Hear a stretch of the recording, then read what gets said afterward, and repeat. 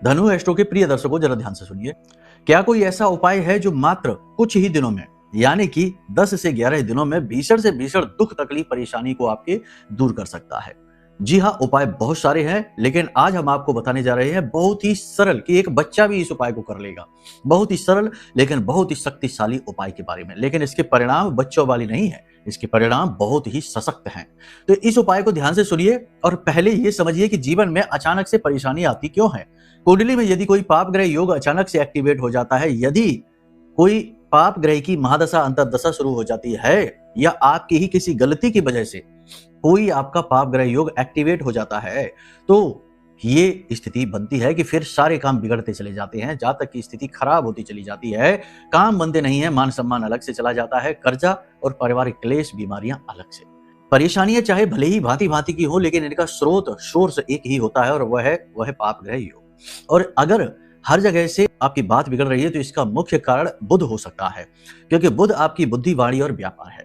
तो कहने का मतलब यह है कि इस बुध को अनुकूल बनाने के लिए सबसे पहला काम तो यह करिए कि कुंडली का आकलन कराइए। दूसरा काम यह करिए कि एक उपाय है जो हम आपको बता रहे हैं, भगवान गणेश के मंदिर जाइए बुधवार के दिन, घास के 11 गट्ठर बनाइए, भगवान गणपति के चरणों में अर्पित करिए, नारियल के तेल का दीपक जलाइए और वहीं पर बैठकर ओम गम गणपति नमः इस मंत्र का उच्चारण करिए।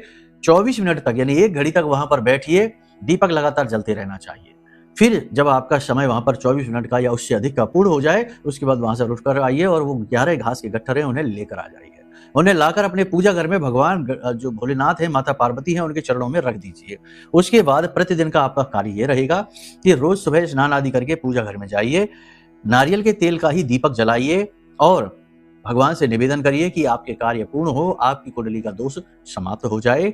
और उसके बाद उस एक गट्ठर को, 11 में से एक गट्ठर उठाकर अपनी जेब में रख लीजिए और अपने काम पर निकल जाइए।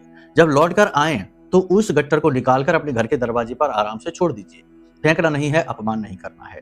बस इतना सा कार्य आप कर लीजिए और आप देखेंगे कि कुछ ही दिनों में, 2-4 दिनों में ही स्थितियां पॉजिटिव बननी शुरू हो जाएंगी। लोग आपके सपोर्ट में आने लगेंगे, मार्ग आपके खुलने लगेंगे, रास्ते खुलने लगेंगे और आपको तरह तरह से जीवन में कामयाबियां मिलनी शुरू हो जाएंगी।